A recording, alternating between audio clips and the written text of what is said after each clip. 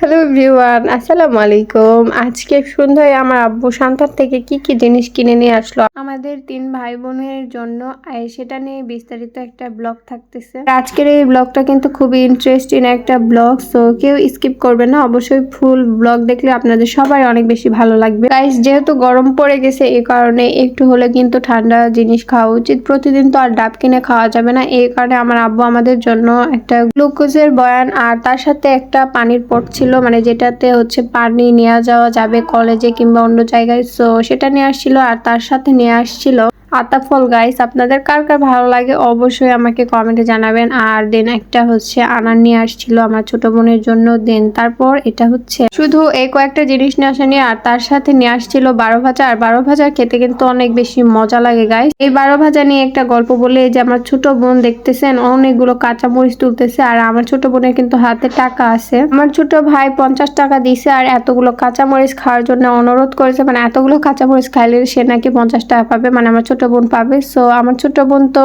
সেই কথা অনুযায়ী সে খেয়েছিল, কাঁচা মরিচ ঠিকই খাইছিল গাইস, কিন্তু আমার ছোট ভাই আর টাকা দেয়নি, পরে কেড়ে নিয়েছিল। আর এই কারণে কিন্তু খুবই মারামারি হয়েছিল। যাক, মারামারি করা শেষ করার পর এখন আমরা আতা ফল খাবো। আর আতা ফল খেতে কিন্তু আমার খুবই বেশি ভালো লাগে, আমি অনেক বেশি পছন্দ করি। আচ্ছা, আপনারা কে কে আতা ফল খেতে পছন্দ করেন অবশ্যই কমেন্টে জানাবেন। আর গাইস, আর একটা বিষয়, সেটা হচ্ছে আতা ফলের এত পরিমাণে দাম গাইস, 350 টাকা কেজি। আগে যে আতা ফল 5 টাকা 10 টাকা ছিল, কেউ খেত না, সে আতা ফলের দাম এখন কিন্তু অনেক বেশি দাম। যাক, আসলে কোনো জিনিস যদি আপনার খেতে মন চায় কিংবা হোক, যতই দাম হোক না কেন, সেটা কিন্তু কেউ না খেলেও কিন্তু আমি খাই। আর যাই হোক, তারপর এখন চলুন আপনাদের মাঝে একটা সুন্দর একটা রান্নার রেসিপি শেয়ার করে দেই। এটা হচ্ছে মসুরের এই যে ডালগুলো দেখতেছেন না, এই ডালগুলো দিয়ে কিন্তু পুঁই শাক দিয়ে একটা সুন্দর রেসিপি রান্না করব, যেটা আপনারা খাইছেন কিংবা খাননি আমি জানি না, কিন্তু আমার কিন্তু অনেক বেশি ভালো লাগে। আর এখানে কিন্তু অনেকগুলো পুঁই শাক আমি কেটে নিয়ে নিছি।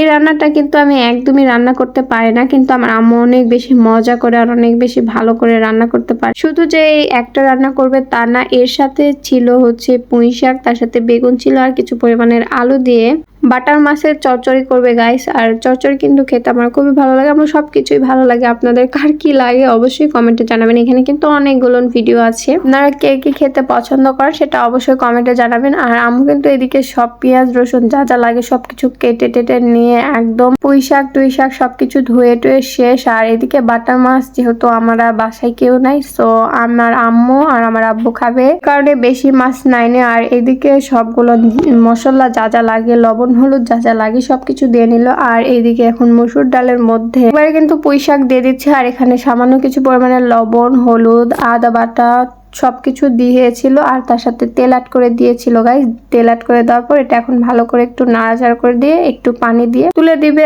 আর এইদিকে হচ্ছে পুঁই শাকের চচ্চড়ি রান্না করবে, আম্মু তো ভালো করে মেখে নিচ্ছে। আর আজকের ব্লগটা তো দূর পর্যন্ত, সবাই ভালো থাকবেন সুস্থ থাকবেন, আল্লাহ হাফেজ, দেখা হবে নেক্সট ব্লগে। আর অবশ্যই ভিডিওটা লাইক কমেন্ট শেয়ার করে যাবেন।